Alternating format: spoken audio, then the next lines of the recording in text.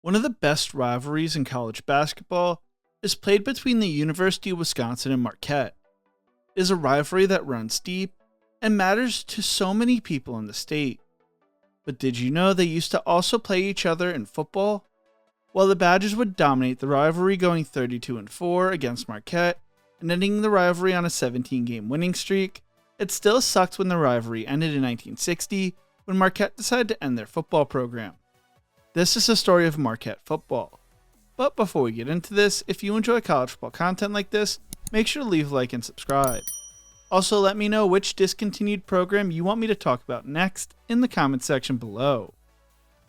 This may come as a surprise to younger Marquette fans and Wisconsinites as a whole, but before Marquette decided to cut their program, they actually had a storied football program. The program would begin in 1892, but there was not much information throughout the early part of the history.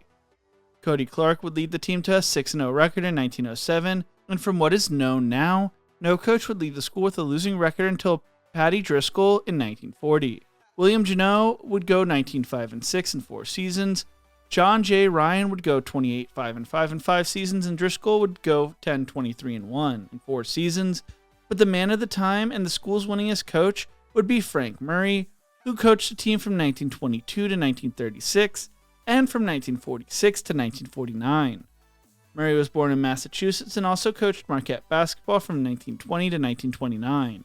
He was the school's 13th head football coach, and in his first 2 seasons led the Hilltoppers/Golden Avalanche, their nickname at the time, to a 16-0-1 record. In 1935, the Milwaukee Journal-Sentinel wrote, "Marquette's Golden Avalanche thrust itself forcibly into the National Football limelight here yesterday afternoon with a crushing 33-7 triumph over the previously undefeated Mississippi 11 in the most dazzling offensive exhibition ever seen on the gridiron. And holding the fuse to powder keg against was Ryan Buvid, a gridiron colossus who pitched 3 passes for touchdowns, won a 50-yard heave-a-tour through a broken field from 76 yards for what subsequently proved to be the winning tally and turned into an outstanding defensive game. 1936 would be the school's most magical season, led by quarterback Ray Buzz Buvid, who went on to finish 3rd in the Heisman voting that year. Marquette would be on the edge of making it to the Rose Bowl, but a late-season loss crushed their dreams. Luckily, Dallas businessman J. Curtis Sanford had decided to start a new bowl game that year in Texas, the Cotton Bowl. Auspiciously, the inaugural game featured 2 of the best passers in the land, MU's Buvid and Texas Christian's Sammy Bowe, an eventual NFL Hall of Famer. Buvid struggled, throwing 3 interceptions as Marquette would fall 16-6. Murray would take the Virginia head coaching job in 1937, being replaced by the aforementioned Driscoll. Thomas E. Stidham would replace Driscoll, going 20-22-2 in 5 seasons, and Murray returned in 46 but would not have a winning season across his 4-season stint, and finished with a 104-55-6 overall record. Lyle Blackburn would take over in 1950 and would leave to become the Packers head coach in 1954. Frosty Ferzaka and John F. Drews went on to combine for a 17-27-3 record from 54 to 58 before Blackburn returned in 59. Blackburn would finish with a 24-30-4 record as head coach. After Murray's first stint, no head coach would leave Marquette with a winning record, nor would they lead the school to a bowl game.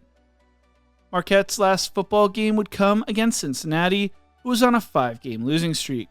The game would be an extremely ugly one, as Marquette could not get anything going during the first 3 quarters, and brawls broke out among the teams as Marquette would lose 33-13 in front of a crowd of 11,200 people.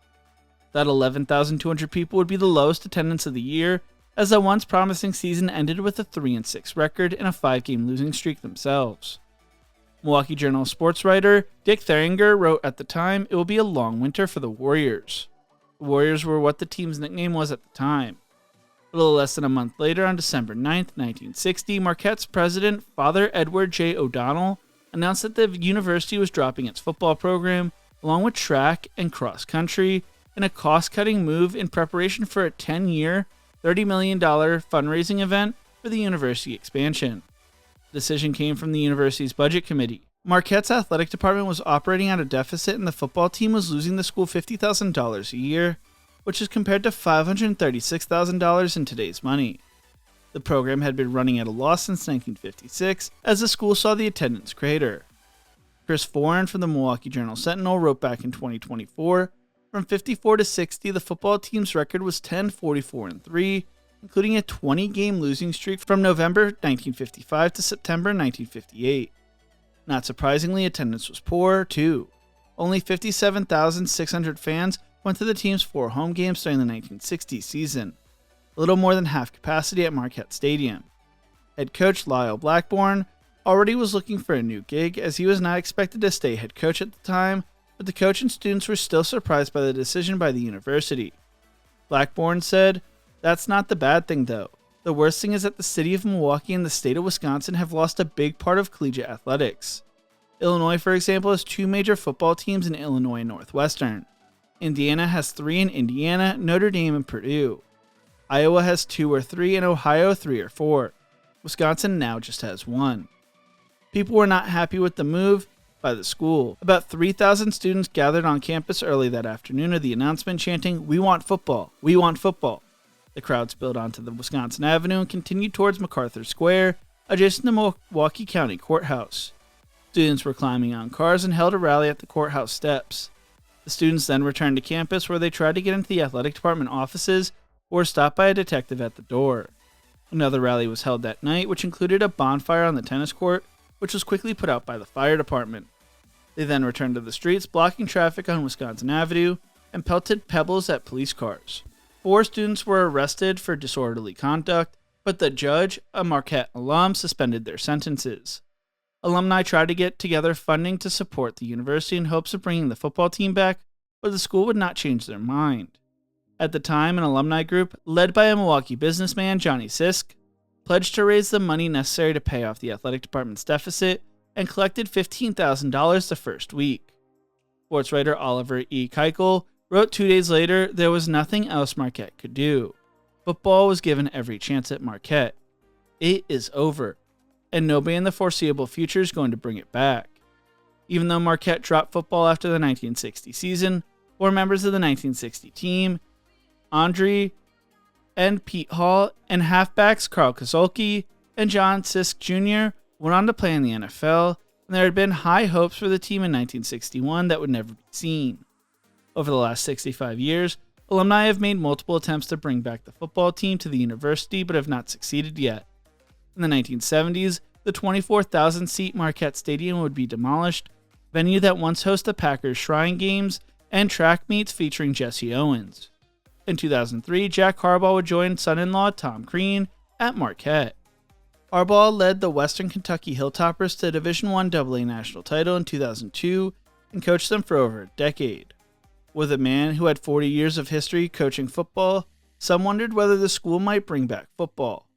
Harbaugh was in the role of the Associate Athletic Director for Community Affairs. With Marquette joining the Big East in the early 2000s, the whispers grew even louder. Harbaugh explained, "Everyone at Marquette is going to benefit from this opportunity," citing admissions, the basketball program, and the entire student body. But during his first full year on the athletic department staff, Harbaugh said he had not heard one word about reinstating varsity football. "It's so financially difficult to start a program," he said, estimating it would take between 10 to 15 years simply to get a program established.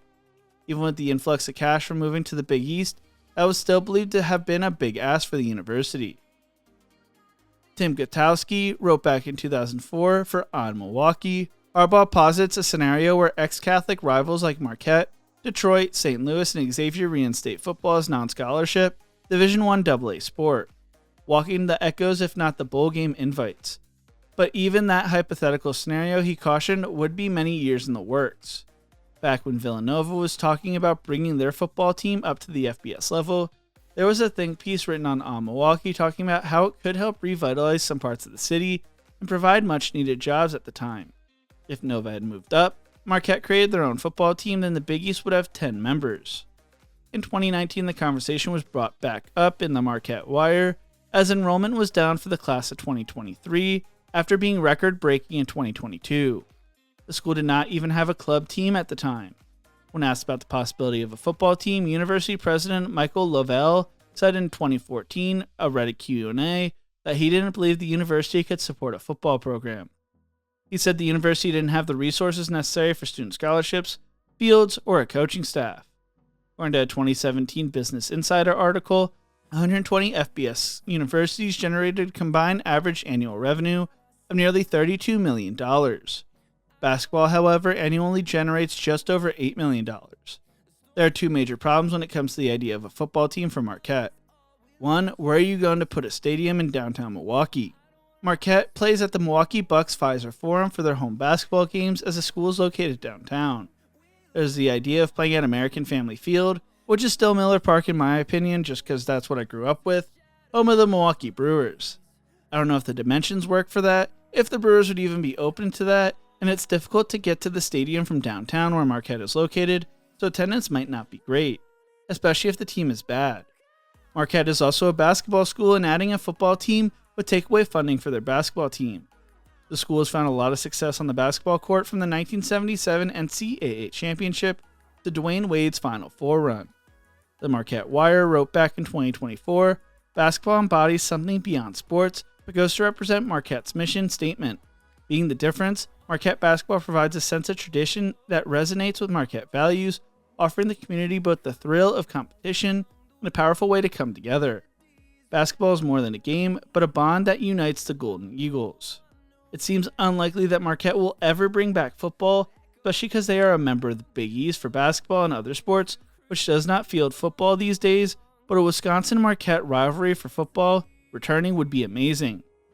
Maybe Marquette could follow fellow Big East members like Butler and join the Pioneer League for their first few years. What do you think? Should Marquette bring back football? Let me know in the comment section below. If you enjoyed this video, make sure to check out one of my other videos YouTube thinks you will love right here. Thank you so much for watching, and as always, remember to embrace the grind.